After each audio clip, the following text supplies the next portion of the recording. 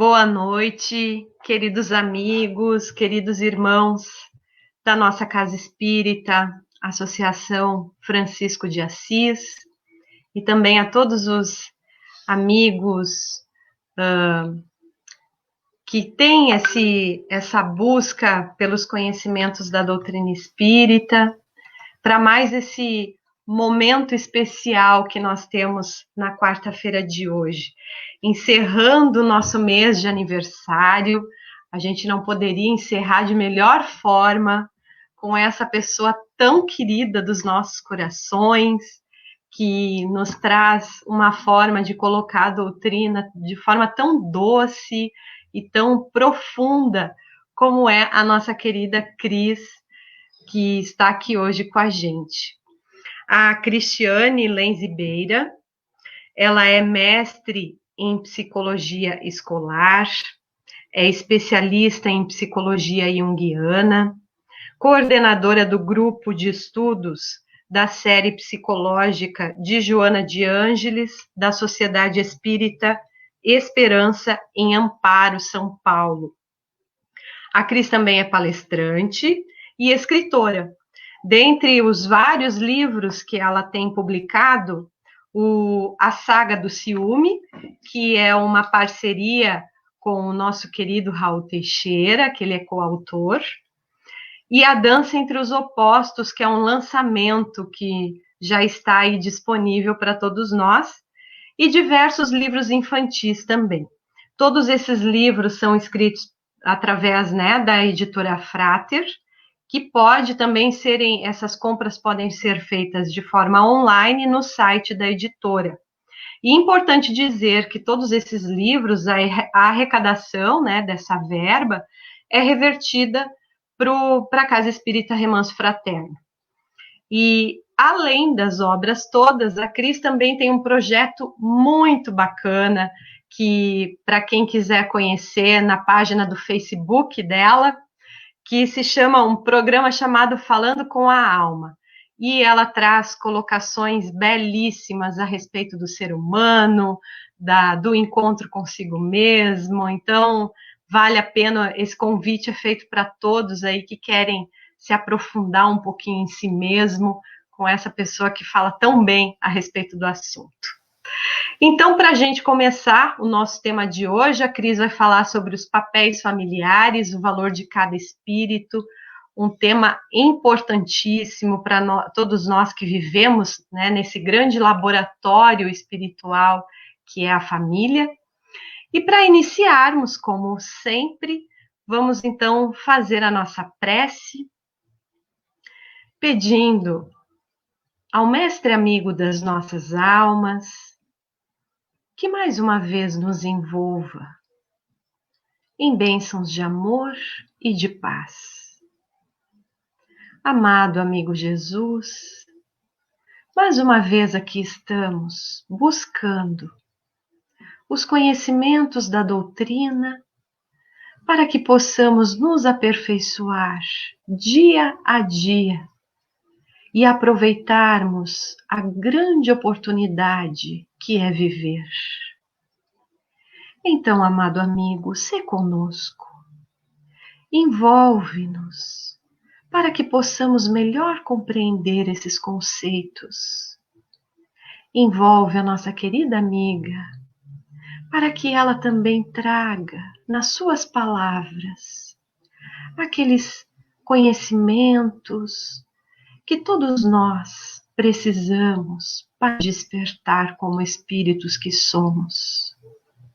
Fica conosco, querido amigo Jesus, e envolve-nos em bênçãos de amor e de muita paz. Nós também, antes de passar a palavra para a Cristiane, queremos dizer que hoje nós estamos abertos para perguntas. Então, se no desenvolvimento do tema vocês tiverem algum questionamento, alguma dúvida, a Cristiane estará à disposição e vai ser um momento bem importante também para essa troca e para enriquecer o trabalho. Então, podem ir fazendo as perguntas através ali das mensagens, que depois a gente seleciona e passa para a Cris. Cristiane, seja bem-vinda, a palavra é tua. Obrigada, Silvia. É uma alegria estar aqui, ainda que não do jeito que a gente queria, que é pertinho, com abraço, né, com uma convivência mais próxima, mas é uma alegria vir. Agradeço o convite, vocês são irmãs queridas da nossa alma, e esse tema que vocês propuseram também fala com a nossa alma. Então, hoje nós estamos muito bem, né? Achei bastante interessante essa provocação quando a Jaque me trouxe esse tema, ressaltando, destacando a questão do papel de cada espírito na família. E acho que vale a pena nós iniciarmos nossa reflexão colocando um pouco de atenção nessa questão, né, para termos um pouco mais de consciência a respeito do que seria essa história. A gente fala tanto, né, o papel de cada um, mas qual é meu papel como... Não, mas isso não é papel dos filhos. A gente fala isso de uma forma tão fácil e bastante comum, né? É muito utilizada essa expressão. E, no entanto, quando eu mesma me propus a pôr um pouco mais de atenção, a mergulhar um pouco nessa história, eu descobri muitas coisas, me trouxe algumas reflexões, então acho que vale a pena a gente começar a nossa fala pensando a respeito do que seria essa história de papel, né? O que seria um papel dentro da família? O que seria um papel na nossa sociedade? Qual é o papel que eu desempenho? Eu tenho algum papel em termos de profissão, né, no emprego, se eu tenho algum emprego? Então, quando a gente fala de papel, nós lembramos também que é a mesma expressão que a gente usa para as pessoas que são artistas, né, de cinema ou de teatro. Então, perguntamos, mas qual é o papel que essa atriz vai fazer na próxima novela? Ah, você ficou sabendo daquele ator que fez o papel não sei de quem naquele filme do ano passado? Então, nós utilizamos também nesse ambiente da fantasia, né, das histórias encenadas, teatralizadas. Então, esse papel, ele representa uma tarefa, uma missão, ele compreende um conjunto de informações, de características, né? Não é algo que tenha uma existência por si, é algo que a gente veste e que ao vestirmos, sim, isso passa a existir, né?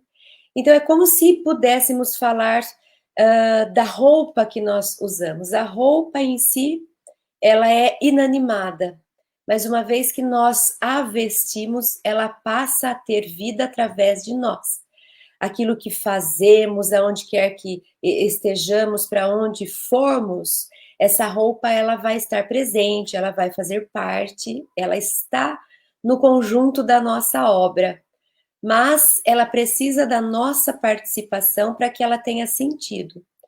Então, esse papel, quando a gente fala do papel que a gente desempenha, ele se refere a essa característica que nós incorporamos, não faz parte da nossa essência, nós decidimos incorporar, vestir, nós aceitamos representar, a palavra que a gente costuma usar quando nós falamos de papel, pelo nosso livre-arbítrio.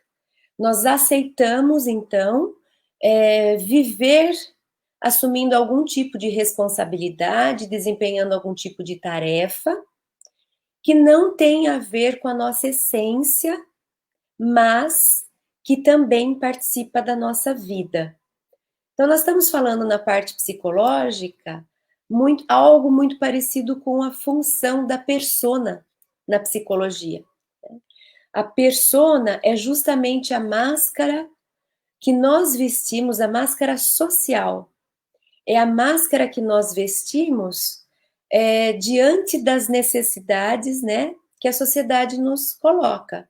Então, é a nossa adaptação à convivência social. Nós não podemos estar, ou não devemos estar, em essência, na comunidade, na sociedade, por várias questões. Primeiro, porque devemos preservar nossa intimidade, né? Não é saudável estarmos escancarados e abertos. Então, sim, nós estamos mais protegidos. Enquanto estamos em sociedade, temos que ter esses limites, faz parte, são saudáveis. Aliás, quando falamos de limites, abrindo um outro parênteses dentro do parênteses, é algo que talvez esteja faltando na educação das nossas crianças. Talvez eles estejam realmente muito abertos nesse sentido de que, onde quer que eles estejam, eles falam o que querem, eles agem como querem, as crianças e os jovens, né? Talvez esteja sendo necessário uma atenção maior para mostrar para os filhos que o fato de sermos sinceros não exclui a necessidade de vestirmos nossa persona. Nós temos uma visão equivocada da história da persona. Nós falamos sobre a persona, sobre a máscara que vestimos, como se estivéssemos enganando os outros, como se estivéssemos fingindo ser quem não somos. Mas ela é uma função importante para a vivência, para a convivência social.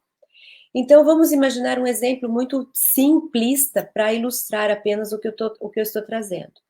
Vamos imaginar que nós estamos numa reunião de empresários, numa reunião de diretoria ou de presidência, ou seja do que for, de gerência, e um dos diretores apresenta uma sugestão para a estratégia do futuro da empresa. E eu observe aquilo, e aqui dentro eu leio da seguinte forma: nossa, isso que ele acabou de falar não faz sentido, isso que ele acabou de sugerir é uma enrascada, isso que ele acabou de propor é ruim para a empresa. Tá, então internamente é isso que eu estou vendo, é isso que eu estou sentindo, é isso que eu estou pensando. Mas agora eu estou em sociedade. Imagina se eu começar a falar isso abertamente. Mas você é um ignorante, isso que você colocou não tem sentido. Eu acho um absurdo, isso vai fazer a empresa andar para trás. Imagina como seria a convivência se todos falássemos aquilo que brota em nosso mundo íntimo. Então, nós precisamos de filtros, nós precisamos de um instrumento, de uma ferramenta que nos ajude a nos colocar em sociedade de uma forma que respeite o outro, que seja empático, que compreenda que o outro não vai gostar do que ele vai ouvir, que a opinião dele pode ser só diferente da minha. Então, a persona me ajuda a me adaptar para que eu possa falar: olha, meu colega de trabalho, eu entendo o seu esforço, eu compreendo a sua dedicação, mas eu não estou entendendo, pelo que eu conheço, qual seria o benefício disso. Então, isso muda tudo, facilita a vida.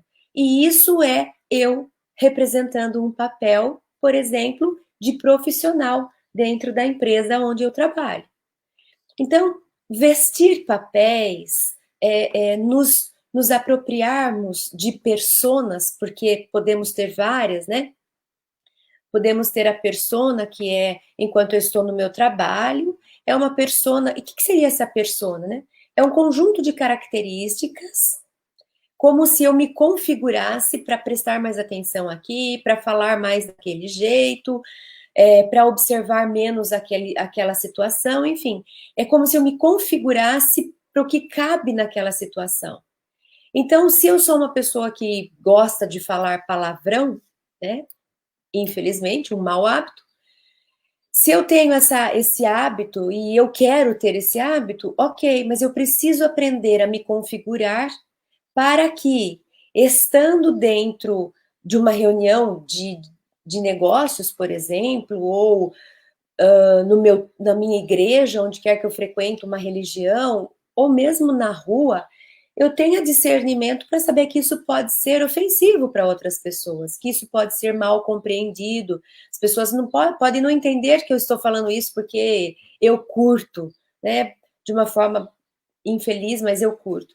E as pessoas podem querer tirar satisfação e isso gerar uma briga. Então, eu me configuro para que quando eu estou fora da minha casa, eu me modifico para me adaptar, né? Então, é uma chance, inclusive, de eu olhar para mim. Puxa vida, por que eu preciso me configurar quando eu saio de casa? Será que não é algo que eu deveria, então, incorporar? E tem muitas coisas que a gente adapta na nossa persona e que nos dá essa oportunidade de tomada de consciência. Por que que eu faço isso só fora de casa? Fora de casa, por exemplo, eu sou a gentileza em pessoa. Então, eu visto a minha máscara, a minha persona de pessoa gentil. Por quê? Porque eu sei que uma pessoa gentil é mais bem recebida na sociedade, as pessoas gostam e isso me favorece. Eu preciso, por algum motivo, eu preciso ser incluída. Então, eu entro, eu saio da minha casa e coloco a persona, dentro da persona, coloco uma característica de ser gentil.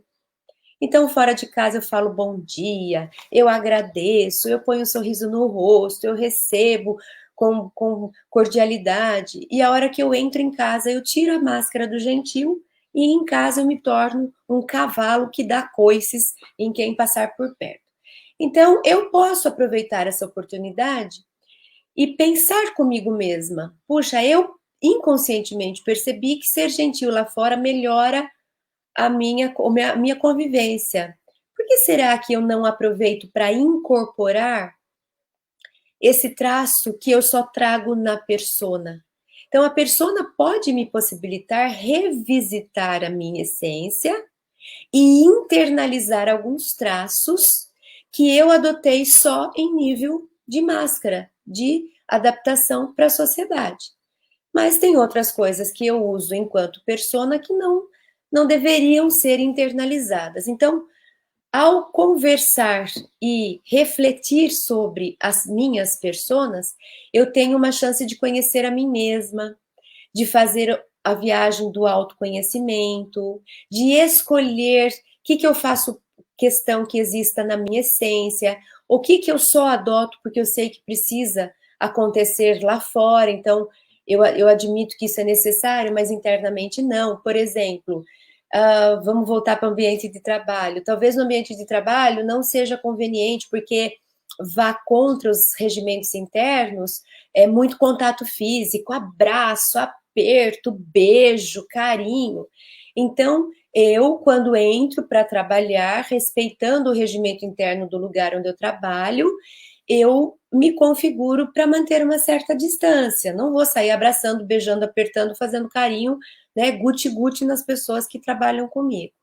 Mas, em casa e com os meus filhos, eu não preciso ser assim. Porque a gente sabe que com os filhos a afetividade, o vínculo, o toque, o carinho é essencial para o desenvolvimento dos filhos. Então, isso não deve ser internalizado. Eu respeito que no meu trabalho eu preciso ser assim, eu me configuro para me manter com certa distância, respeito as recomendações, mas não trago isso para a minha essência. Em casa, eu deito e rolo com os meus filhos, eu brinco, eu aperto, e eu beijo, e ali sim eu posso manter esse traço meu à vontade. Então, só alguns exemplos para a gente perceber que os papéis, as máscaras que a gente veste, elas são fundamentais, elas nos organizam enquanto pessoas sociais que somos, todos somos gregários, elas facilitam nossa vida para que a gente não cause constrangimento, não passe dos limites, mantenha a ordem. Então, para conviver é importante que cada pessoa saiba, né, o que cabe, né, qual que é o papel que ela representa naquele contexto, e isso facilita a vida. Então, a persona e os papéis são necessários para que a gente possa viver de uma forma organizada, respeitando leis, né, sendo civilizados e tudo mais. Se temos alguma dificuldade, por exemplo, mental, se não temos uma estrutura equilibrada e saudável em termos de pensamento, de mente, se temos algum tipo de deficiência, isso nos limita muito. Se não somos capazes de estabelecer essas máscaras sociais, isso nos limita muito. Então, dependendo do tipo de dificuldade, nós não podemos, por exemplo, ter autonomia diante de algumas leis, né? Dependendo de como eu não sei filtrar as coisas, não me convém pegar um carro, porque eu posso agir de forma inapropriada, né? Então, se eu tenho mau desenvolvimento cerebral, por exemplo, em que eu não sou capaz de entender até onde eu devo ir, até onde eu não devo, isso limita a minha atuação, né? Não quer dizer que eu precise ser excluído, não é isso, jamais. Mas eu preciso de uma atenção.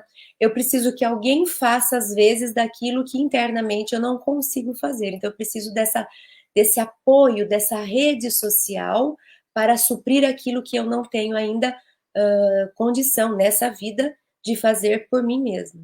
Então, quando nós falamos de papéis, nós estamos falando dessa adaptação, daquilo que nos cabe, daquilo que precisa acontecer em nossa vida, para que a gente possa conviver bem. Então, os papéis são essas características que são pré-definidas de acordo com a tarefa que eu vou executar. Agora, vamos imaginar que eu sou um palhaço de circo. Percebe que, como palhaço de circo, a persona que eu vou vestir não tem nada a ver com aquela do executivo que trabalha numa empresa que não permite contato físico de nenhum tipo, né? Que não permite brincadeiras. Então, para cada ambiente, para cada lugar, para cada tarefa, o nosso papel ele pode se adaptar. Os papéis e as personas, então, elas são fundamentais. O risco que a gente corre é da identificação com esse papel, é de não sabermos a hora de sair dele. Então, tem uma dinâmica que a gente costuma fazer em workshops, em que a gente pede para que as pessoas escrevam quais papéis ela representa na vida, né? Nós representamos muitos papéis, né? Eu tenho o papel de mãe, eu tenho o papel de cidadã, eu tenho o papel de diretora de uma empresa, de uma escola, eu tenho o papel de filha, eu tenho, enfim. E depois a gente pede para que as pessoas vão se imaginando abrindo mão desses papéis. Porque se eu sou diretora de uma escola, eu posso amanhã não ser mais, né? E se eu sou cidadã brasileira ou cidadã da terra, pode ser que amanhã eu não seja mais, né? E se eu sou mãe de alguém, pode ser que amanhã eu também já não seja mais. Eu não sou mãe para sempre, eu estou, né? Então a gente pede para que a pessoa vá se imaginando abrindo mão dos papéis. E é uma experiência muito interessante para a gente saber quanto a gente está grudada no papel que a gente desempenha. Porque, na verdade, eu não sou o papel que eu tenho. Então, eu preciso saber o que sobra quando eu sair, me desvestir de todos os meus papéis. Aquilo que fica é quem eu sou. Aquilo que sobra é o ser real. Então, o ser real não é mãe, não é professora, não é empresário, não é cidadão, não é brasileiro, não é filho. Tudo isso são vestimentas, são papéis que a gente representa. A minha essência não tem nada a ver com isso. Pode passar por algo parecido, mas não necessariamente. Então fica essa primeira pergunta, né? Nós vamos falar de papéis, mas a gente tem noção do que existe antes do papel. Eu sou mãe, mas antes de ser mãe, eu já era, porque eu não cheguei nessa vida sendo mãe. Quem eu era antes de ser mãe? Se eu abrir mão do papel de mãe, eu continuo sendo um ser. O que eu faria se hoje eu não fosse mãe? E se eu não fosse esposa? E se amanhã eu já não tivesse mais filhos e nem marido? Porque a gente sabe que muita gente passa por isso na Terra, né? Quando as expiações acontecem, as desencarnações. Então vamos imaginar, amanhã eu não tenho mais marido, eu não tenho mais filhos. O que me sobra? O que eu farei da minha vida? Quem eu serei? Então, é uma boa experiência, é uma boa reflexão. Para que essa reflexão é boa? Para que a gente não se identifique exclusivamente com o papel de mãe e de marido e de esposa.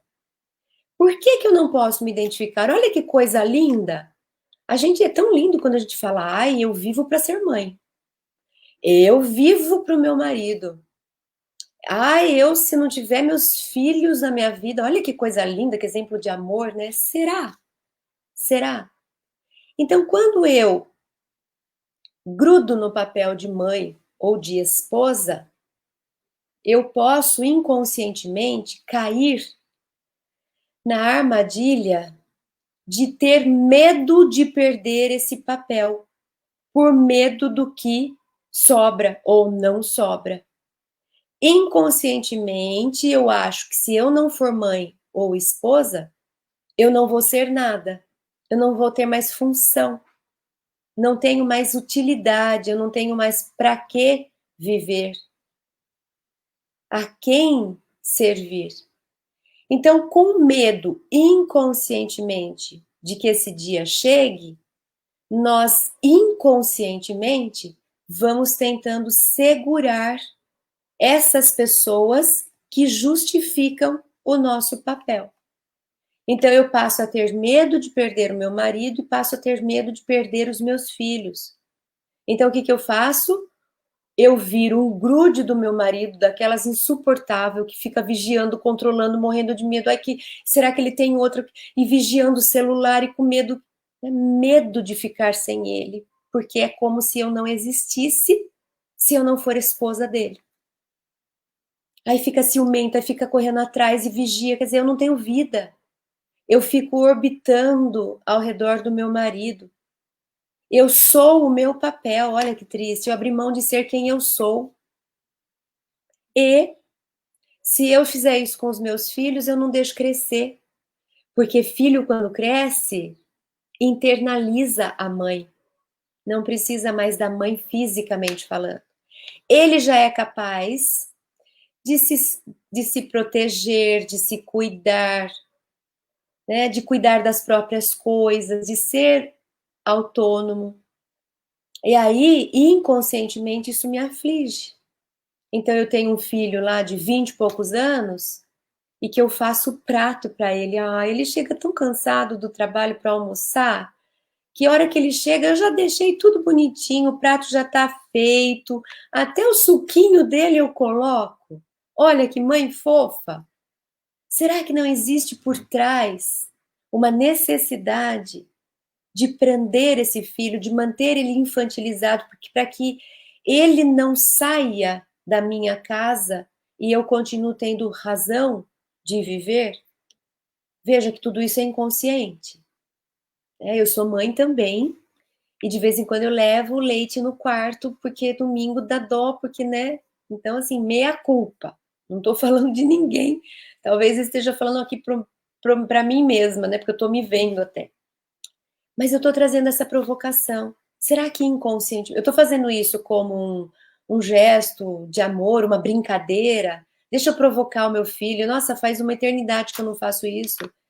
É algo consciente do que eu estou fazendo? Ou inconscientemente, sem eu perceber, eu vou criando uma situação de modo que eles vão ficando? Ou quando a gente fala assim, ai filho, não vai sair de casa não, né? Mãe, mas eu já estou indo para os meus 30 anos. Mas você vai pagar aluguel, vai ter que cuidar da casa, fica aqui, né? Bobagem, guarda seu dinheiro. Então, mesmo que raciocinando, eu acho isso inteligente, né? Financeiramente falando, para o desenvolvimento da pessoa não é. Não é. Porque ela precisa testar se ela é capaz de viver por própria conta. É como se a gente falasse para ele, você é grande, você pode, você dá conta. Aí você dá conta de pagar aluguel, de pagar as contas de água, de luz e ainda guardar seu dinheiro. Eu acredito em você, filho, vai lá. Vai viver a vida. Então, eu não aprisiono no inconsciente, permitindo que eles fiquem ali para que eu não tenha a síndrome do ninho vazio. Então, quando eu me identifico muito com o papel, existe esse risco. Esse risco de eu viver somente em torno disso. Esse risco de que eu não permito que nada além aconteça. Então, eu travo a vida. A minha vida fica estagnada.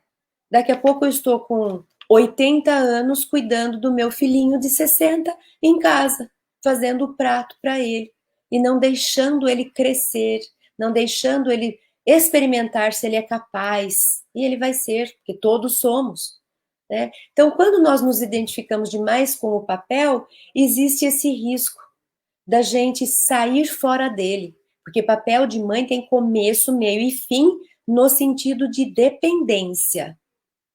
A partir do momento em que o filho se torna adulto, que a gente pode até negociar essa data, é 20, é 25, é 30, que seja, mas a partir de um certo momento nós precisamos falar, a partir de hoje você se cuida. A partir de hoje você se cuida. Não estou mandando pôr os filhos para fora de casa, mas precisa morar em casa? Ok, vamos dividir as contas, vamos dividir as tarefas. Eu cozinho, você lava. Eu lavo na hora do almoço, você lava na janta. Você limpa seu próprio quarto. Ah, você não quer limpar? Então você contrata a sua faxineira. É dar autonomia para ele tomar decisões, mesmo que ele precise estar em casa. Aí sim, eu estou abrindo mão do meu papel de mãe quando já não é mais esse papel. Mãe, eu vou continuar para sempre. Mãe, acho que até na outra vida a gente continua sendo mãe. Mas essa função de dependência é que eu estou dizendo que precisa ter começo, meio e fim, senão a gente não libera eles para crescerem. Vamos imaginar uma ave num ninho, não deixando o filhote voar, porque senão ela não vai ser mais mãe. E aí o filhote está gigante, não cabe mais no ninho, está com todas as penas formadas, com a asa forte, mas a mãe fica falando para ele, você vai voar sozinho? E se, né, o gavião te pegar? Fica aqui, a mamãe já está acostumada a buscar comidinha. Então fica aí que eu trago para você na boca. Né? Não é estranho isso? Então a gente precisa tomar cuidado para que a gente não extrapole o tempo do papel. Ele tem que ter propósito, ele tem que ter fundamento, ele tem que ter o tempo, ele tem que ser observado. O papel que eu desempenho, ele é um objeto que o sujeito Cris observa. Ele não é Cris. Eu não sou mãe. Eu estou mãe. Então eu preciso conseguir me observar enquanto espírito sujeito, observando o papel de mãe que eu desempenho enquanto objeto. E, inclusive, poder me avaliar, poder me analisar para saber, será que eu estou desempenhando corretamente? Não tem coisa faltando? Não tem coisa sobrando? E a gente lembra aí da mãe suficientemente boa do Winnicott, né? Um desses grandes pensadores do desenvolvimento infantil, quando ele propõe que a mãe saudável para um filho é aquela que é suficientemente boa. Não é aquela que dá demais porque não deixa crescer. E nem é aquela que dá de menos porque não permite se desenvolver. É aquela que oferece a necessidade que o filho tem. Ela supre a necessidade.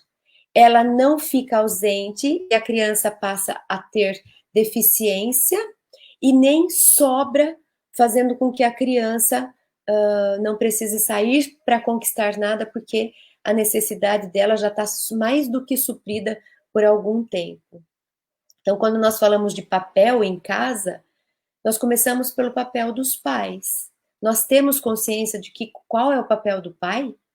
O que cabe ao pai? Se eu perguntasse para vocês, me descreva o papel de um pai, me descreva o papel de uma mãe, me fale a respeito dos riscos desse papel mal elaborado, mal estruturado. Se eu me identificar com o papel de mãe, o que será que pode acontecer com a educação que eu estou dando para o meu filho?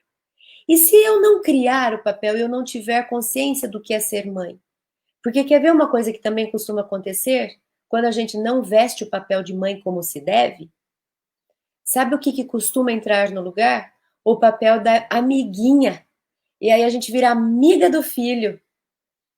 A gente sai do papel de mãe, talvez porque nunca entrou, porque nunca descobriu qual é o papel da mãe, e a gente passa a ser amigo do filho. Porque assim o filho fica feliz comigo, o filho gosta de mim, ele não briga comigo, a minha casa fica em paz, né? O meu filho me adora porque eu faço tudo o que ele quer. Mas será que o papel de mãe não está sendo falho?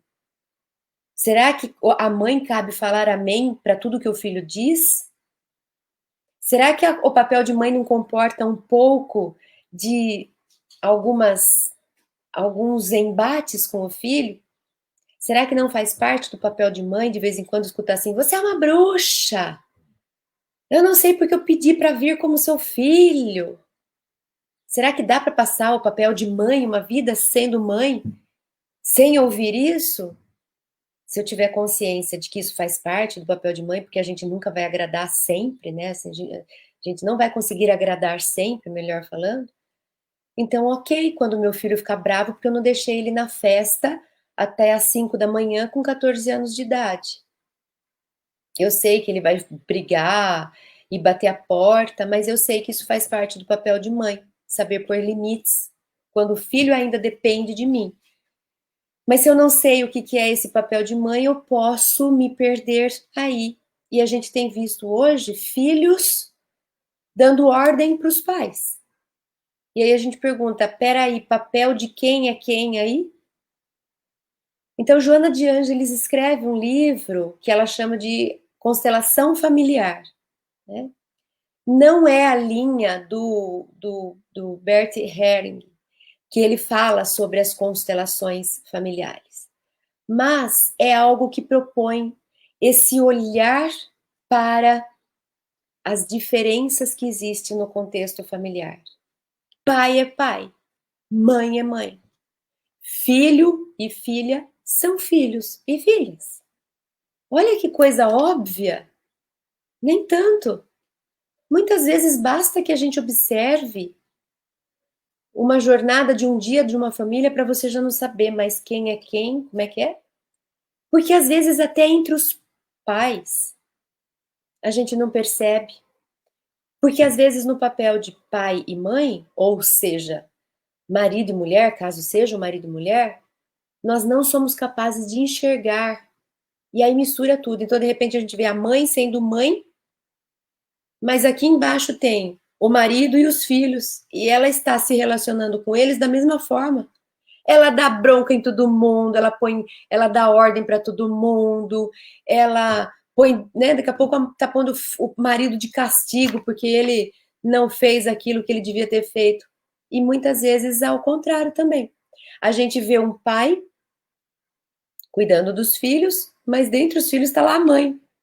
E a mãe se relacionando com o marido, a esposa se relacionando com o marido como se fosse filha falando com o pai.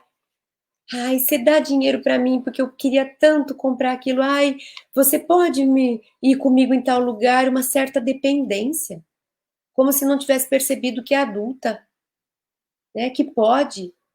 Ah, mas eu não trabalho porque eu fiquei para cuidar dos filhos e meu marido saiu, então o que ele ganha é metade de cada um.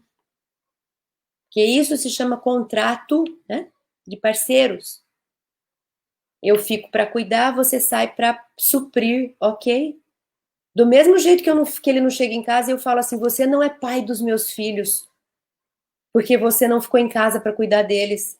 Ué, ele sai para trabalhar e continua sendo pai dos meus filhos. A mesma coisa. Eu não saio para ganhar dinheiro, mas compartilho do dinheiro, porque nós adotamos essa forma de organizar a família. Ah, mas os dois saem para trabalhar, ok? Os dois continuam sendo trabalhadores, os dois continuam sendo pai e mãe. E de novo os dois voltam para casa e são parceiros. E aí a gente divide.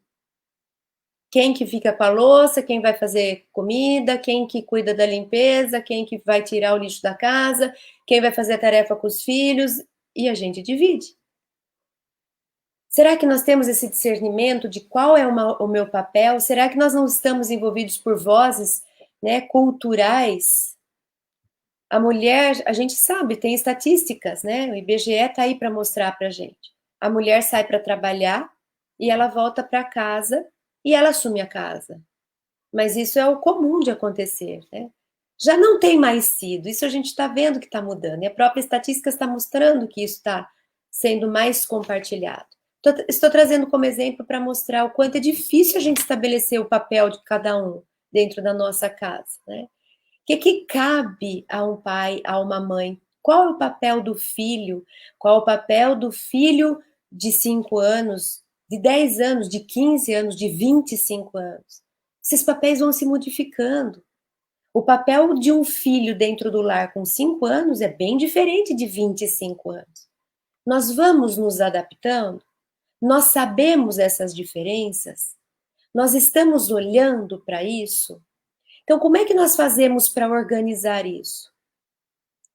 Pensando, estudando, conversando dentro da família, criando contratos, limitando o que precisa ser limitado, sendo transparente, trazendo para um acordo aquilo que precisa acontecer, sempre lembrando que os pais são figuras de referência e de autoridade. Isso é outra coisa que tem se esgotado. Dá a impressão que os jovens, as crianças de hoje já não sabem muito bem o que seria essa... Porque a gente abriu para ficar próximo, mas a gente misturou as coisas. Eu ficar próximo do meu filho significa que ele não precisa ter medo de mim, mas não abre mão de que ele continue me respeitando como autoridade que eu sou. Então eu não posso olhar para o meu filho de igual para igual. Isso é roubar a oportunidade que ele tem de ter uma mãe. Quando eu viro amiguinha dele, e quando nós ficamos conversando, tudo é muito... em casa é tudo muito democrático. Mas eu acho que isso é saudável. O meu filho não tem idade ainda para fazer parte de uma democracia. Tanto que ele não pode, com 10 anos, votar. Então, como é que ele pode participar das decisões da casa? Então, eu não posso sair. Essa hierarquia precisa existir. Não quer dizer que precisa ter barreira. Ele pode ter acesso, ele pode ter proximidade, ele pode ter abertura. Eu vou ouvi-lo sempre, eu vou considerar a opinião dele, mas a autoridade sou eu. A responsabilidade é minha. A responsabilidade dos papéis dentro do lar são dos pais ou responsáveis. A todo momento eu estou falando pai e mãe, entendendo que são as figuras adultas de referência da criança, né? Daqueles que estão sob a guarda, né? Sob a orientação, sob a educação. Aqueles que têm essas crianças por essa responsabilidade. Então, como é que a gente vai vivendo sem fazer esse trabalho, né? De voltar para dentro de si, esse questionamento, essa retórica, de observar a si mesmo e tentar ter com mais consciência a respeito do que me cabe. Nós temos aqui, já indo para uma parte final, mas eu faço questão de trazer o Livro dos Espíritos porque é muito profundo o que eles falam, né? Então, tem aqui na questão primeiro 385. Olha só, a delicadeza da idade infantil os torna brandos, os filhos, acessíveis aos conselhos da experiência e dos que devam fazê-los progredir. Nessa fase é que se lhes pode reformar os caracteres e reprimir os maus pendores. Tal o dever que Deus impõe aos pais, missão sagrada de que terão de dar contas. Fala se isso não é descrição de um papel. Dava para a gente fazer, né, um programa de recrutamento de pais. Vamos ver o que esse papel pede, né? O que o cargo de pais pede? Como é que essa pessoa pode se candidatar? Primeiro, ela precisa entender de infância. Ela precisa saber o que é acessar a infância, porque eles ainda estão abertos, eles estão acessíveis. Então, como é que eu faço para influenciar essa criança, né? Eu preciso ter conhecimento, porque ele está dependendo do meu acesso. Então, eu sei acessar a primeira infância, eu me preocupo em entender com o meu desenvolvimento infantil, né? Que mais? Eu preciso reprimir os maus pendores. Como é que eu faço para reprimir o mau pendor? Primeiro, eu preciso descobrir qual é o mau pendor. Então, significa que na minha tarefa, no meu papel de mãe, eu preciso observar meus filhos, para identificar suas tendências. Depois, eu preciso elaborar uma estratégia para ajudá-lo a se reformar naqueles maus pendores, né? Isso é uma missão sagrada. E eu, no papel de mãe, vou ter que fazer um relatório no final para entregar para Deus. Eu vou prestar contas a Deus. Aí eu pergunto, será que a gente tem se preparado para esse papel? Será que eu entendo de desenvolvimento infantil para saber como é que eu acesso o meu filho, que tipo de influência que eu faço para ele? Será que eu tenho consciência de que eu vou prestar contas desse papel, eu preciso depois dizer o que eu fiz com ele? Será que eu sei como é que eu faço para modificar as tendências do meu filho? Tudo isso faz parte do papel de pai e de mãe. E tem a questão 928. Evidentemente, por meio da especialidade das aptidões naturais, Deus indica a nossa vocação nesse mundo, o papel que a gente vai desempenhar. Muitos dos nossos males não advirão de não seguirmos. Ah, é uma pergunta. Muitos dos nossos males não advirão de não seguirmos essa vocação? Assim é, de fato. E muitas vezes são os pais que, por orgulho ou avareza, desviam seus filhos da senda que a natureza lhes traçou, comprometendo-lhes a felicidade por efeito desse desvio, responderão por ele. Então, de novo, faz parte do nosso papel direcionar o filho pelo caminho que é do filho, não pelo caminho que eu quero que o filho siga. O filho não veio para a vida para tirar a limpo a minha história. Ele não veio para fazer aquilo que eu tive vontade de fazer, mas eu não tive competência, coragem, oportunidade, seja o que for. Então, eu, como papel de mãe, preciso observar meu filho para saber quem ele é, para conduzi-lo na vida que é dele. E não na vida que eu queria que ele tivesse. Ah, eu quero que ele seja famoso, é tão gostoso ser famoso. Ah, eu quero que ele seja rico, deve ser muito bom ser rico. Eu não sei o que esse filho precisa. Então, faz parte do papel dos pais não desviarem o filho da programação que ele veio. Então, é muita responsabilidade a gente se responsabilizar pelos filhos, né? Precisa ter um cuidado com esses papéis. E a Joana de Ângeles, na constelação familiar, eu comecei a falar, depois eu me desviei, ela fala que é para a gente olhar a nossa família como uma constelação. Então, olha para o céu, né? Aí a gente olha para o céu e a gente vê o Sol, a Lua, planetas, cometas, estrelas, né? Espaço entre eles. Então, aí a gente percebe. Não existe aglutinação, né, de mãe grudada em filho, não existe planeta grudado um no outro.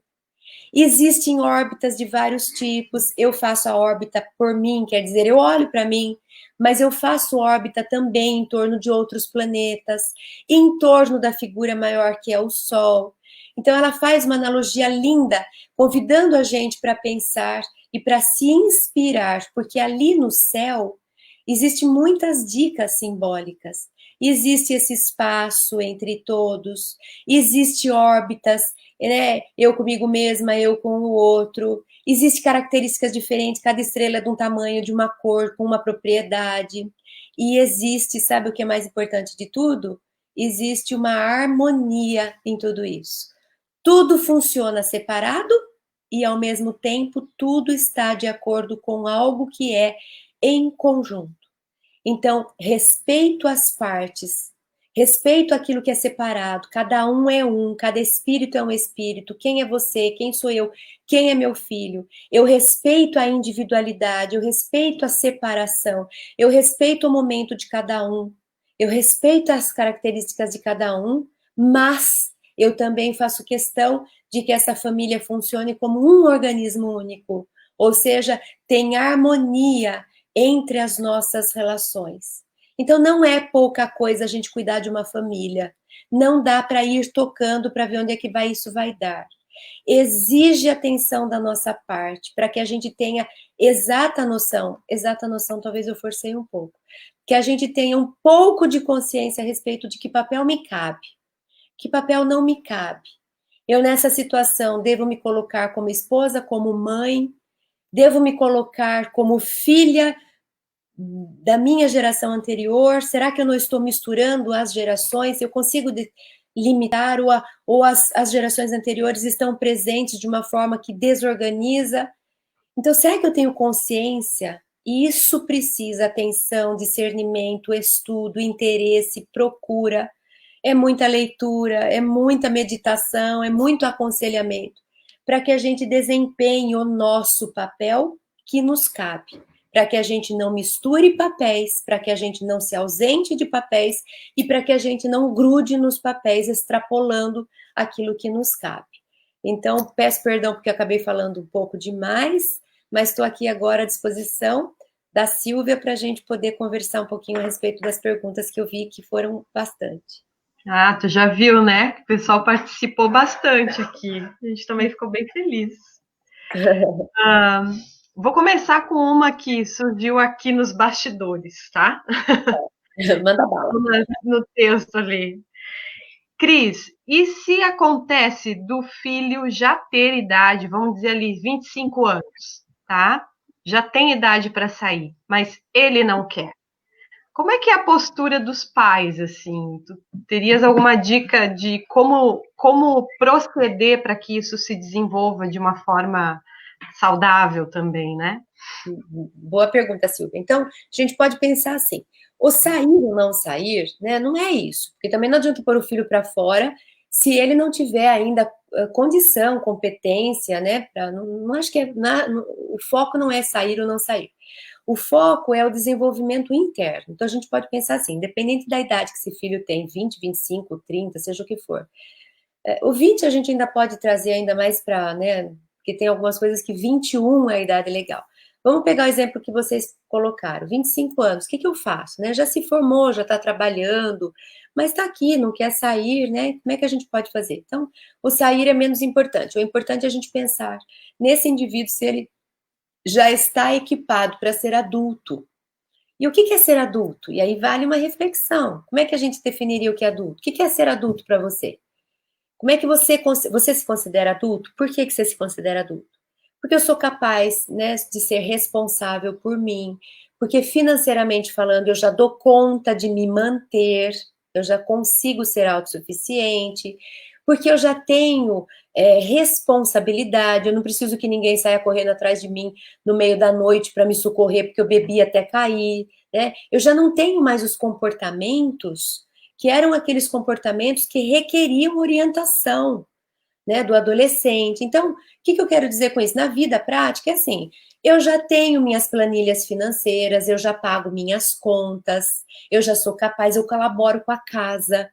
Agora, eu estou também no papel de, eu sou adulto ali dentro. Por que o meu pai ganha dinheiro para pôr no lar, se eu também sou adulto, por que eu não faria isso? Então, que tipo de contribuição? Mãe, deixa para mim que eu pago a conta de água, deixa que eu me encarrego da conta de energia elétrica, tá aqui a minha contribuição com a funcionária que vem para limpar nossas coisas. Ou então, assim, deixa que eu vou fazer parte de quem vai cuidar da alimentação, deixa que eu faça uma compra.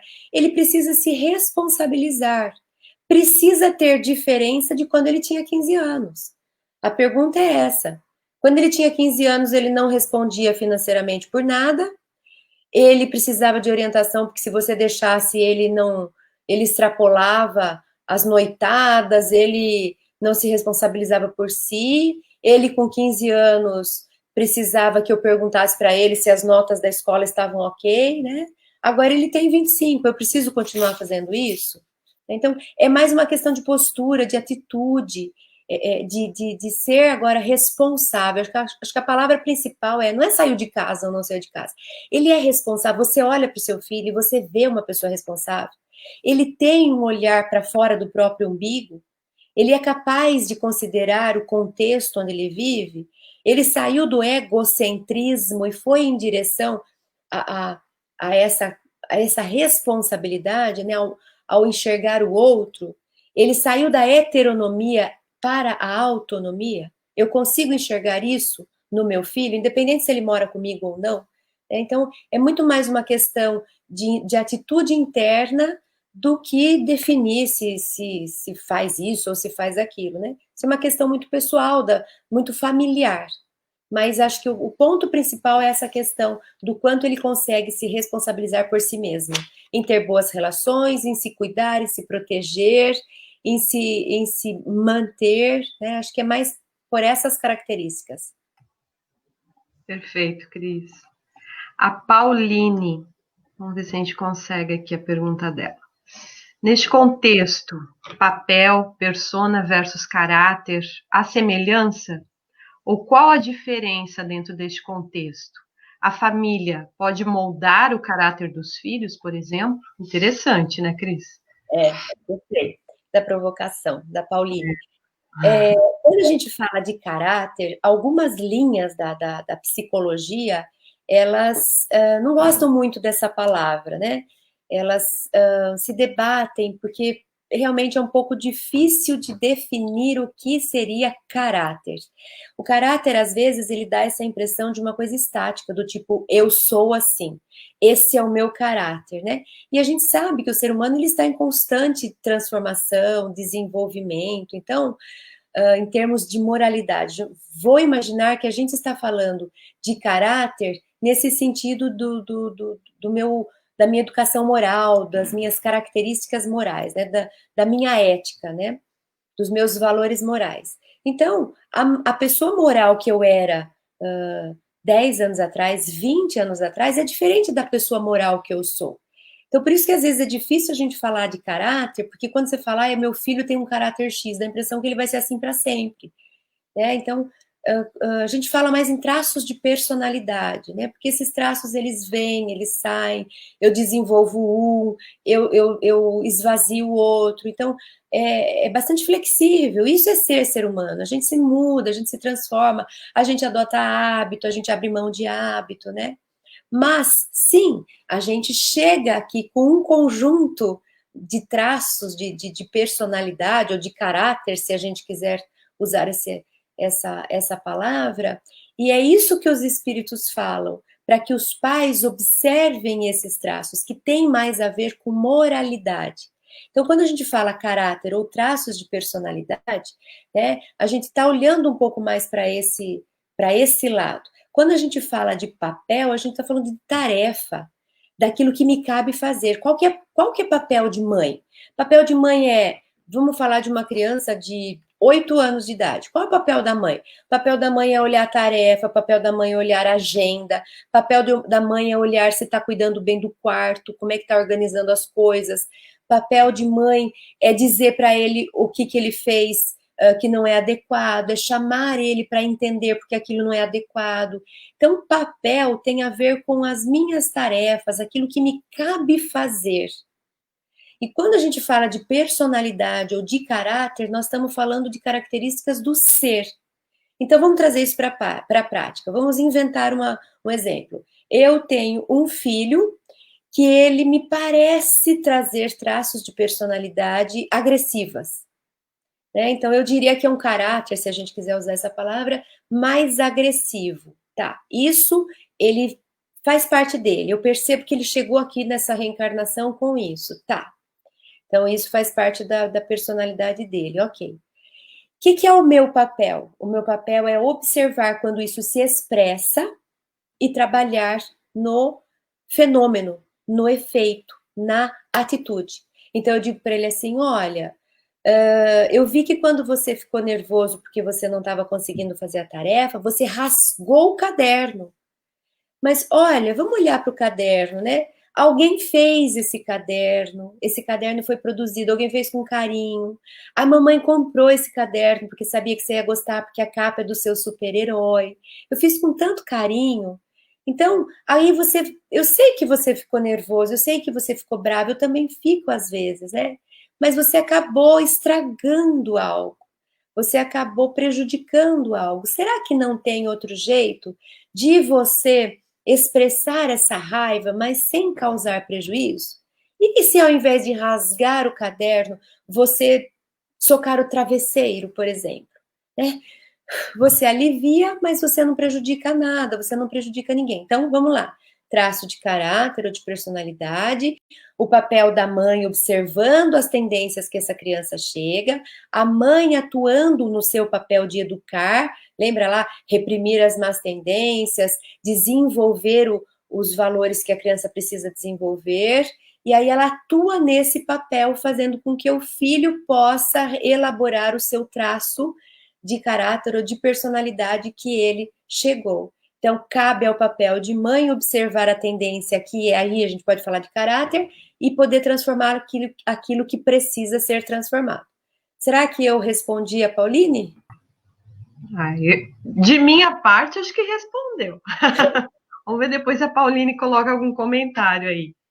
Cris, tem várias perguntas. Vamos combinar um horário? O que você acha da gente levar mais meia hora? Pode ser? Até as 9h30? Pode ser? Pode Então, ser. porque aí o pessoal também entende até o momento que a gente vai, provavelmente não vamos conseguir responder tudo, mas também já avisamos que vamos ter em breve um novo trabalho com a Cris, né? Já está combinado data até. Então vamos lá, a Karina Krainovic enviou a seguinte pergunta: exercício diário esse de ser mãe suficiente que você fala tanto, né?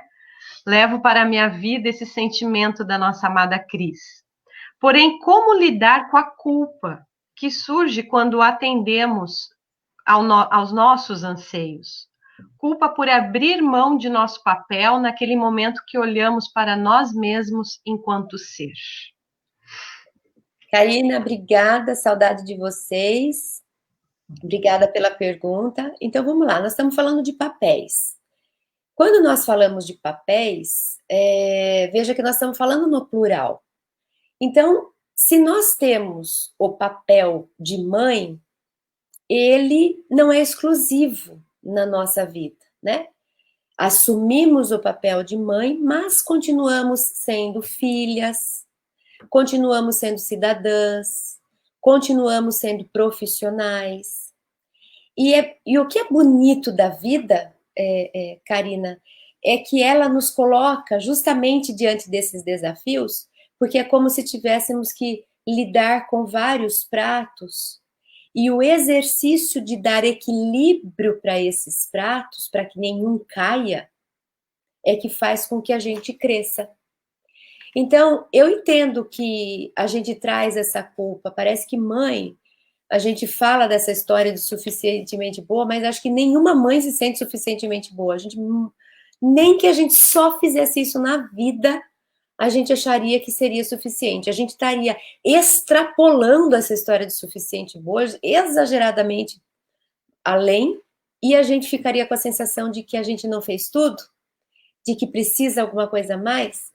Mas, vamos pensar, se a gente suprisse todas as necessidades dos filhos, se a gente tivesse presente para que, se ele olhasse para o lado, a gente já estivesse lá para fazer por ele o que ele precisa, concorda que ele teria menos estímulos para se virar, para lidar com o imprevisto, para fazer acontecer.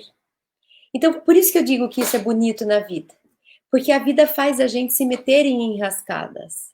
E quando a gente se mete em enrascadas, a gente cresce, a gente executa a criatividade, a gente dá jeito, a gente descobre nossa força, a gente percebe que a gente dá conta. Então, faz parte, tudo está no seu lugar, Karina. Pode tirar esse peso de você. A gente tem um pouco de proximidade para eu falar, desencana que você é uma mãezona. Então, pensa sempre assim, o dia que eu não estiver presente e a minha filhinha precisar se virar e não tiver um Diogo por perto, ela vai ter chance de descobrir os seus próprios recursos. Você já não passou por isso, Karina? Você já não teve que se virar em alguma vez, quando não tinha ninguém para te socorrer, e você deu um jeito por você mesma? Você só descobriu o que você era capaz de fazer porque não tinha ninguém por perto. Então, inclusive, quando nós estivermos ausentes, a gente pode educar.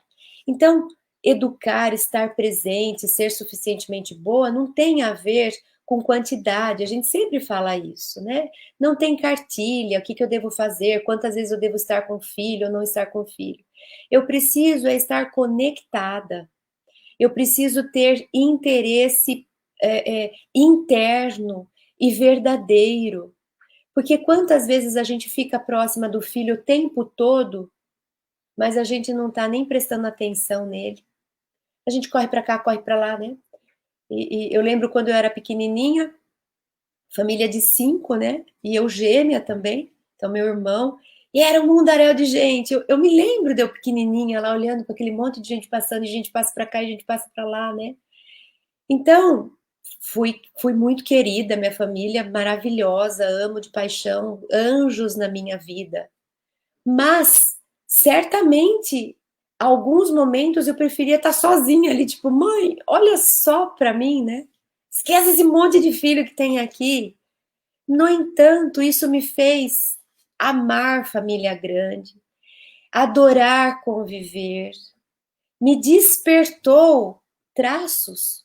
E hoje eu agradeço. Imagina se eu fosse filha única, eu do jeito que eu sou, acho que eu não ia me aguentar. Então, ainda bem que tinha um monte para puxar a atenção, porque senão talvez eu fosse focada só em mim, pelo meu traço de personalidade. Também não estou falando a respeito de família com muita gente ou com pouca gente. Cada um é um. A minha necessidade era, eu precisava estar cheio de gente, né? Para eu poder dividir a minha atenção. Então, a gente não deve se cobrar no sentido de achar que está tudo nas nossas mãos, né?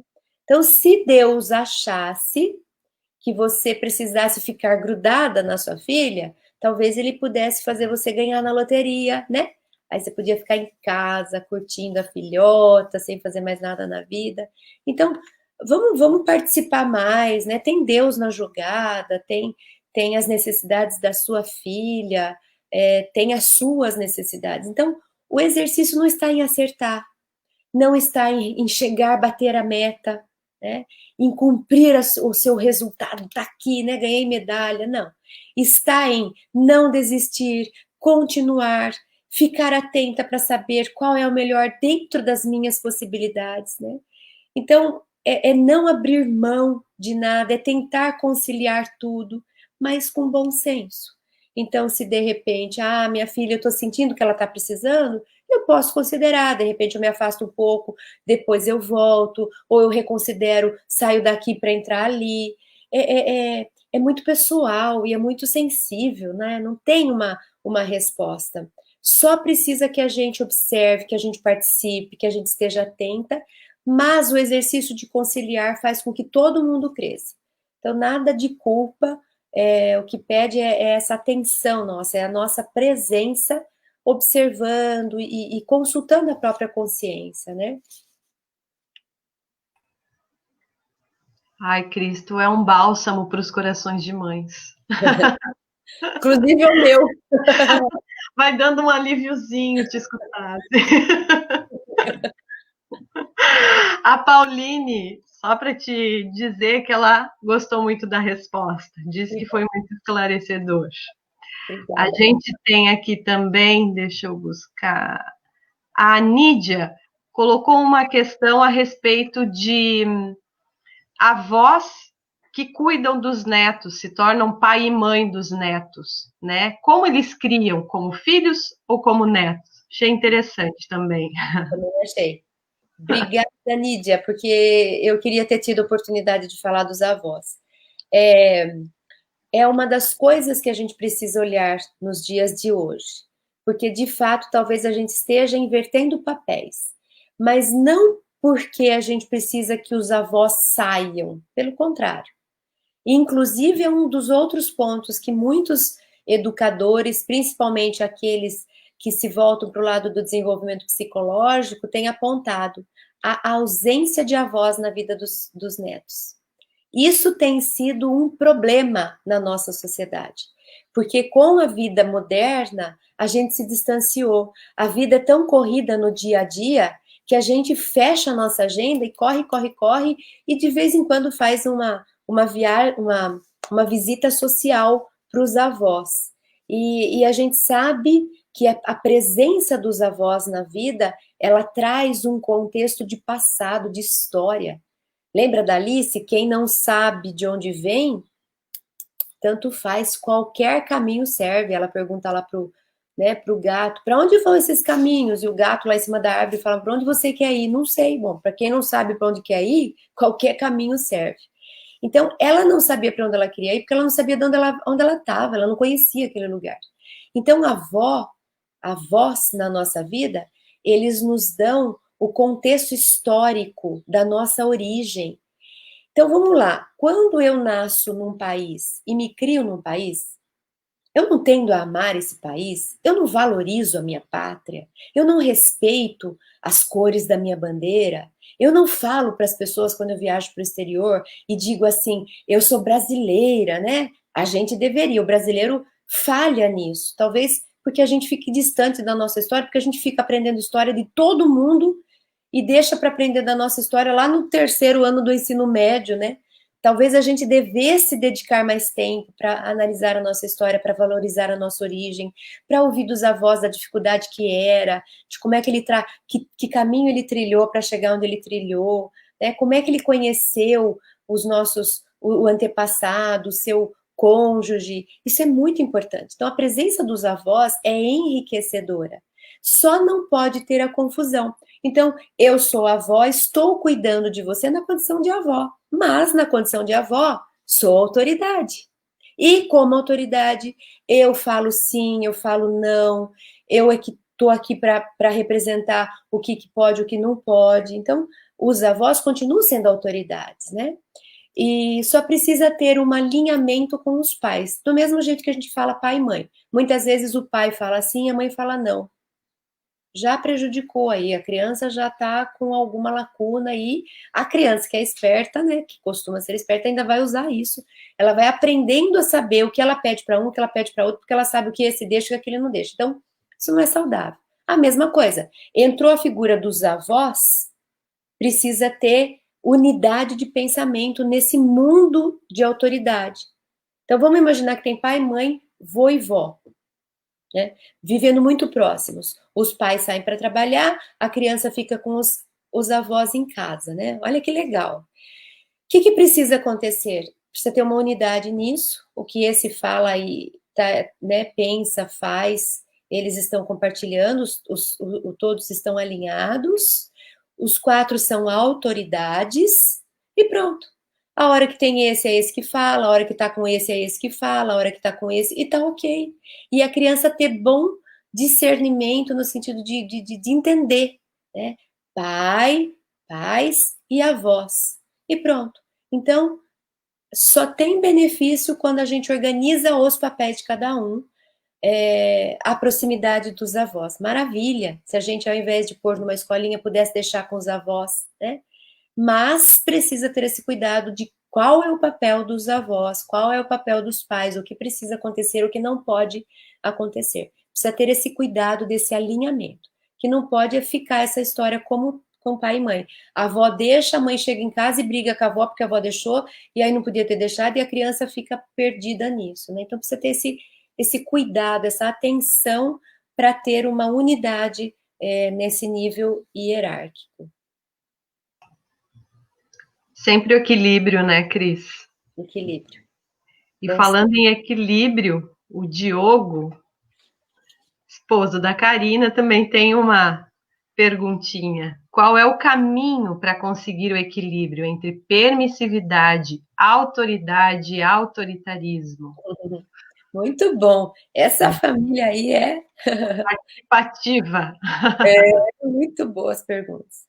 Então, Diogo, muito, muito bom a sua colocação. Acho que realmente é um dos pontos centrais, né? E serve para tudo. Tudo que a gente vai fazer com os filhos, a gente tem que procurar esse caminho do meio, né?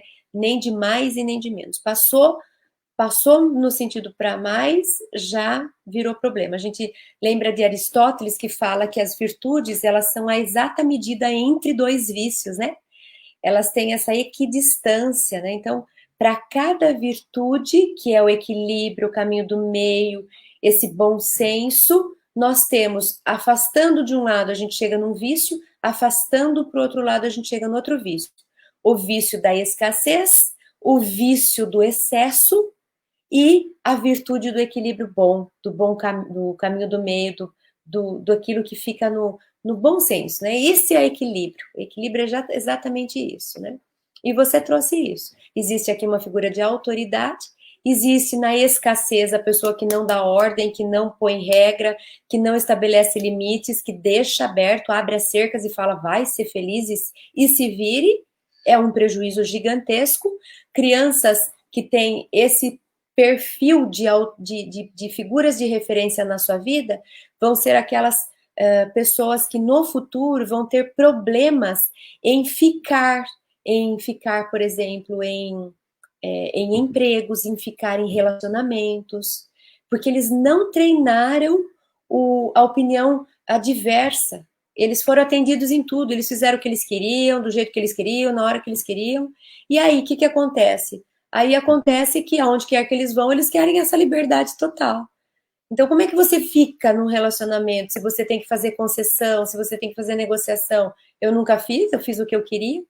Então, a ausência de regras e limites de autoridade, de voz firme, cria esse tipo de pessoa futura. É aquele adulto que é o espaçoso, ele quer tudo do jeito dele, ele é egocentrado, difícil de conviver com uma pessoa dessa.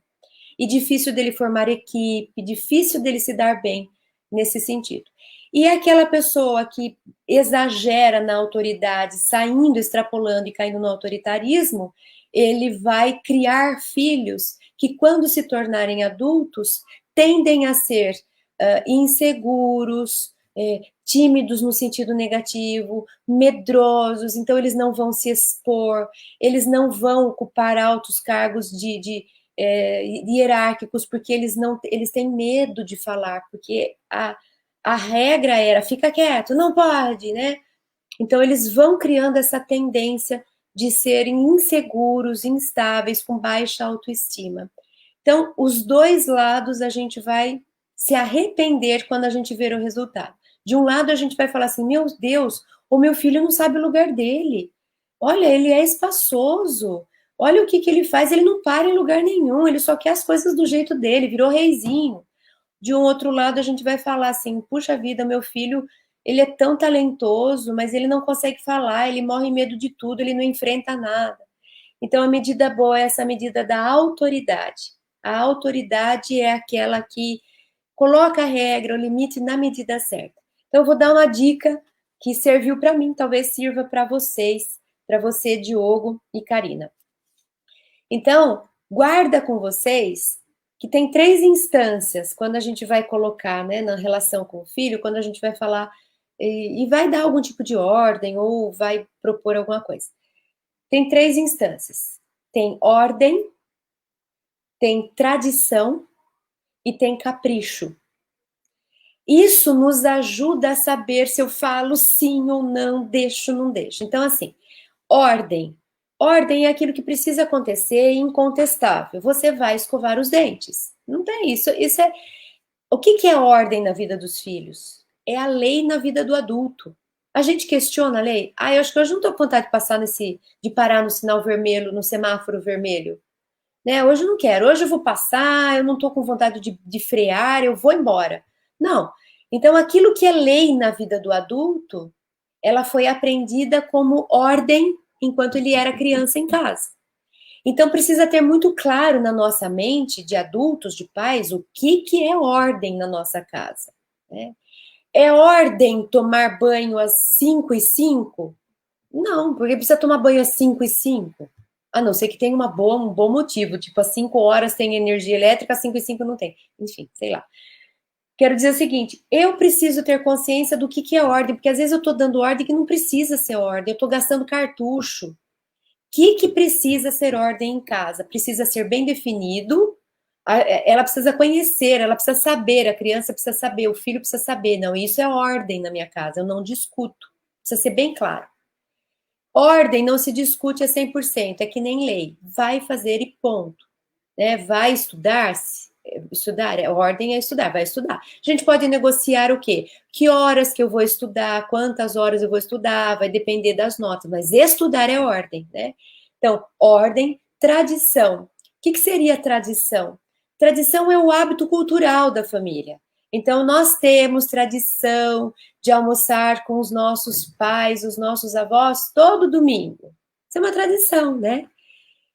Tradição precisa ser observada também. Mas vamos supor que meu filho está com 15 anos, né? Naquela fase que o grupo social é mais importante do que a família, faz parte, adolescente está tentando pertencer, está tentando descobrir o lugar que ele ocupa no social, ok.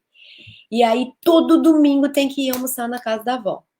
E aí todo domingo a galera se reúne para fazer alguma coisa e ele nunca pode ir por causa dessa tradição. Então, o que a gente fala? Aqui na ordem é 100%. Vai cumprir. Tradição, a gente pode falar tipo 80%, 90%. O que eu quero dizer? Para cada 10 vezes, eu deixo você faltar uma ou duas. Né? Eu mantenho a tradição familiar, porque isso é valor, é cultura, é história, é importante. Ele precisa saber que família ele tem, que valores a família dele carrega. Ele não está órfão por aí. Ele tem uma família, essa família precisa ser valorizada nas suas tradições. Mas a gente pode negociar uma, duas, três vezes. Então, de vez em quando eu libero para que ele não cumpra a tradição. E existe a terceira fase, que é o capricho. Esse capricho, nesse sentido desse desejo, é assim, nunca faça, mas de vez em quando pode fazer. Então, o desejo é assim, posso comer a sobremesa antes do almoço? Não, não, não, não, não. Mas num dia, vamos fazer uma coisa errada, vamos fazer uma coisa diferente, tudo bem, eu deixo você começar pela sobremesa, mas você depois, de vez em quando.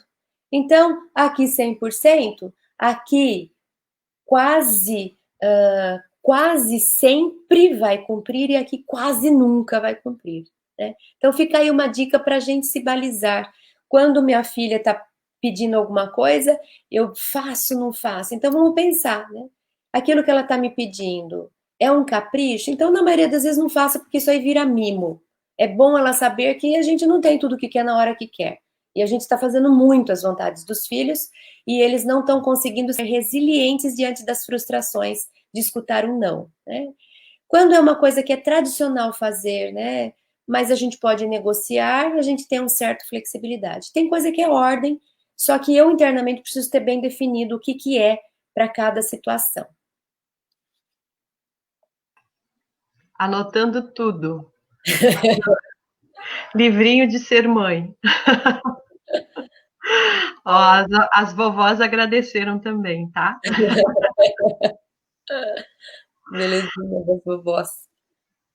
Mais uma que, olha, tem bastante. A gente até vai combinar o seguinte, né, Cris? Eu acho que a gente, de repente, para a próxima oportunidade que você estiver conosco, a gente pode rever algumas perguntas que não forem respondidas hoje, né? O que você acha? Legal. Eu gosto de vocês guardarem as que a gente não falar, porque são E riquíssimas, né? E certamente fazem sentido para todo mundo, né? são, para estar respondendo para todos nós, e só que não vai dar tempo de responder tudo. Então a gente vai pegar aqui a da Cris, vamos ver o que ela diz. Dentro das questões da constelação familiar, como lidar com uma mãe idosa que tem síndrome de Peter Pan? Sabemos que ela não vai mudar, mas como lidar com isso? Puxa, Cris, essa daí merece um estudo inteiro. Uma palestra específica. Então vamos lá. Tem uma frase do Bert Hellinger, que é o criador da constelação familiar, né? Ele diz assim, só para a gente contextualizar, né? Cada tragédia familiar descansa sobre uma transgressão das leis que regem o sistema. Vou repetir. Cada tragédia familiar descansa sobre uma transgressão das leis que regem o sistema. Depois ele diz assim: a constelação sistêmica, que visa organizar a dinâmica dos relacionamentos, devolve a cada membro o lugar que lhe cabe. Ou seja, retirando dele o peso assumido indevidamente, seja por ignorância, por conflito, por necessidade de pertencer ou de agradar. Então, por isso que a Cris está trazendo essa provocação. Tenho ideia que ela sabe, né? Ela tem conhecimento da constelação e ela sabe que a constelação diz que os problemas que acontecem na família é por estarmos em lugares errados, em posições, em papéis errados. Então, é filho assumindo o papel de pai, é pai estando no lugar de filho, é aquilo que a gente falou um pouquinho, né? É a esposa se colocando na função de filho. Então, acontece muito quando há perdas na família, né? Quando tem membros que desencarnam, então acaba sendo muito comum um filho assumir o lugar do filho que perdeu, enfim, são desajustes em termos de posições. É como se lá na constelação do planeta, que a Joana de Ângeles convida a gente a fazer analogia, a gente falasse assim, puxa, Netuno sumiu e Plutão saiu de onde ele estava para vir cobrir. Então, não funciona isso, não funciona. Então, a ideia é a gente manter esse espaço, aquele ser, ele está ausente, essa família, ela está com esse vazio. Ninguém tem que entrar no lugar dele. A gente precisa aprender a conviver, deixando que cada um continue no seu lugar. Porque se eu saio daquele lugar para vir fazer às vezes, né? Então vamos supor, a mãe fica jovem, a mãe jovem fica viúva. E o filho, inconscientemente isso acontece, tá, gente? O filho assume o lugar do pai, né? Se ele assume o lugar do pai, inconscientemente ele casa com a mãe. Se ele casa com a mãe, ele não vai conseguir casar com a esposa, mas ele pode ter esposa, mas e aí? Essa esposa talvez esteja na condição de filha dele, porque a esposa verdadeira é a mãe. Então, é uma tragédia familiar quando a gente faz essas misturanças. Então, a gente precisa, por exemplo, houve uma viuvez, o filho continua na posição de filho, lidando com a mãe, enquanto o filho ele não pode subir e vir com ela de igual para igual. Ela precisa ficar nessa figura de autoridade. Se ela precisa de apoio, ela tem que encontrar nos seus pares, ela vai contratar alguém, enfim. Mas a gente não deve fazer essas substituições. Bem simplistamente falando, a gente fala da constelação familiar, é nesse ponto que ela vai analisar para pôr de volta quem fica onde, para a gente poder trazer ordem para casa. Mas a Cris trouxe essa provocação. A mãe tem algum tipo de deficiência e que ela não dá conta de ficar. Vamos imaginar que essa deficiência seja primeiro física, né? A mãe tem limitação física. Né? Então, eu vou precisar, e a gente sabe, né? A gente fere o sistema. Se eu preciso um dia dar um banho na minha mãe, eu firo o sistema. A mãe dá banho no filho, o filho não dá banho em mãe. Mas a mãe precisa, ela tem uma deficiência, não tem outra opção. Ok, então nós vamos fazer, isso se chama caridade. Está lá no nosso evangelho, quando os pais não conseguirem mais se sustentar, os filhos, por honra aos pais, eles vão assumir aquilo que precisa ser feito, mas eu vou com consciência. É como se eu pedisse perdão para o sistema. Eu não mergulho num outro, eu não sou sua mãe, mãe. Eu continuo sendo sua filha que está cuidando de você. É psicológico isso. Eu posso executar a função, mas eu não posso me misturar psicologicamente falando. Então eu não vou dar bronca na mãe, eu não vou dar ordem para a mãe, porque eu não sou mãe. Eu sou filha dela. Então eu a honro dando o banho que ela precisa, mas eu continuo sendo a filha dela. Então é psicologicamente que a gente não pode mudar. Mas a Cris complicou um pouco mais, trazendo essa questão de uma mãe que tem algum conflito psicológico. Ela trouxe essa questão da puella, que a gente fala, né? Do puer a eternos, que é o Peter Pan, que é a pessoa que psicologicamente não se desenvolveu. Ela continua sendo dependente, continua sendo infantilizada e tudo mais. A gente respeita, né? Porque quem somos nós para falar o que o outro deve fazer, se devia se desenvolver ou se não devia? Por mais que nos doa observar uma mãe assim, a gente respeita, a gente honra, a gente agradece por ela ter sido nossa mãe e a gente deixa que ela vai ter o momento dela de se desenvolver. A gente, enquanto filho, continua sendo filho e socorre na medida do possível. Né? A mãe não dá conta de fazer isso, a gente pode fazer na condição de filho.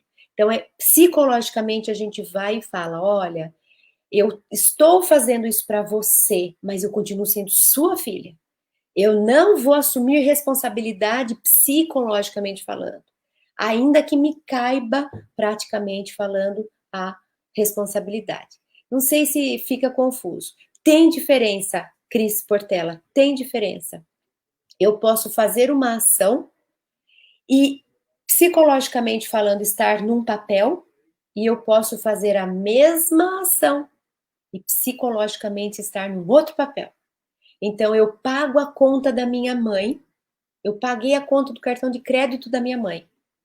Psicologicamente falando, é a filha que está socorrendo a mãe com consciência de que pena, não deveria ser assim. Que pena que isso precisa acontecer.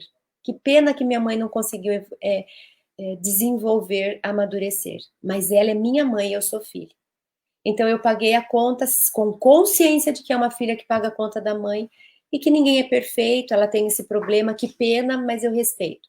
E eu posso pagar a conta da minha mãe achando que eu virei mãe dela, então eu vou lá, dou bronca, onde já se viu. Então, só precisa tomar cuidado, porque psicologicamente falando, eu não posso sair da posição de filha, ainda que eu faça atos que pareçam de mãe dela. Será que eu consegui ajudar ou ainda não ficou suficiente? Cris? Ai, eu acho que foi ótimo. A Silvia, então, concorda comigo, né, Silvia? Obrigada Eu pelo acho que apoio, foi ótimo. Sabe, parceira. sabe aqueles programas de TV que o apresentador diz assim, bom, está na hora de terminar, e o público diz, ó, é mais ou menos o que está acontecendo agora. Vocês que são generosos. Maravilhoso, Cris. E a gente tem aqui mais algumas perguntas excelentes que eu gostaria muito de ouvir suas respostas, mas de fato começa a ficar tarde, né? E a gente também tem que respeitar um pouquinho o horário. Mas vamos já avisar o pessoal que já temos agendado aí para o dia 25 de novembro, o que a gente já previa que faltaria tempo para se falar, né? Então a gente chamou de parte 2 do trabalho de hoje, né, Cris? Já fica agendado e já ficam essas perguntas, então, preparadas para a gente responder na semana que vem. Acho que vai ser bem legal, né? Vai ser ótimo. No mês que vem. Isso aí, em novembro, dia 25, nós estaremos juntos de novo. Se Deus quiser. Então, nós só temos que te agradecer imensamente pela tua disposição, pelo teu tempo, pela tua dedicação. A gente tem uma alegria imensa de te receber, de estar contigo, tuas palavras, como eu falava antes, um monte de gente concordou, é um bálsamo para os corações de mãe, de filha, de avó, e é muito bom. Muito Obrigada, obrigada, viu? obrigada. Obrigada. Então, vamos te pedir para fazer a prece de Vamos fazer. encerramento. Então, Eu tá bom. agradeço, então, Silvia, você, a Jaque, Enio, todo mundo, Karina, Diogo, Cris, todo mundo que participou. Vocês são muito generosos, né? Eu fiquei aqui lembrando, quando você estava falando, lembrando do Raul, né, que é um mestre das nossas vidas, e ele fala assim: eu sei que não sou tudo isso, então estou repetindo as palavras dele. Eu acho que o gostoso é justamente porque nós estamos afim, né, afinados, né? Acho que é isso que é gostoso, é essa troca. Então, agradeço de coração, porque sei quanto que vocês são generosos e o quanto que é gostoso esse ambiente, quanto que é prazeroso estar aqui. Só Vamos podemos orar, dizer o então. mesmo. Vamos orar. Vamos, então, agradecer ao que nos resta, pela alegria de termos essa reencarnação atual, com a imensa oportunidade desse ponto de vista que o Espiritismo, trazendo a figura do Mestre Jesus, nos proporciona. Nosso coração está cheio de alegria, de gratidão por esse discernimento, como isso interfere na nossa vida, como isso nos ajuda a trilhar os caminhos com mais segurança, com mais fé, com mais confiança em Deus, pela sua participação, pela sua misericórdia, com mais propriedade em sabermos a direção boa.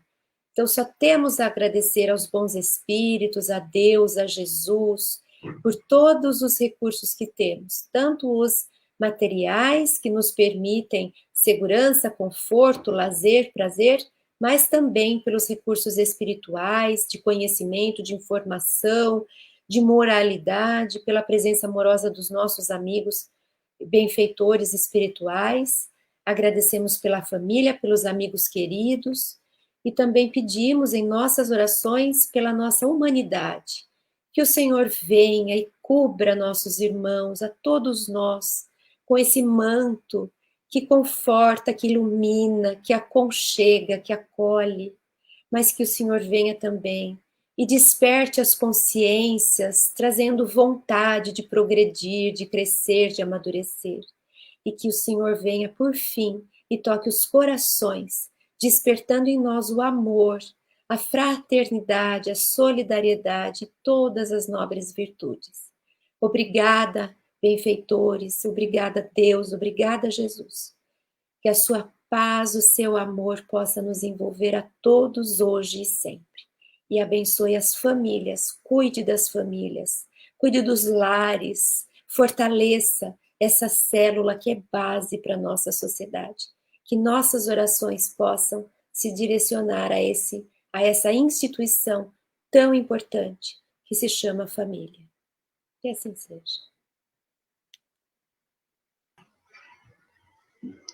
Um grande abraço, amiga da Associação Espírita de Santa Cruz do Sul, e te aguardamos, então, em novembro. Combinado.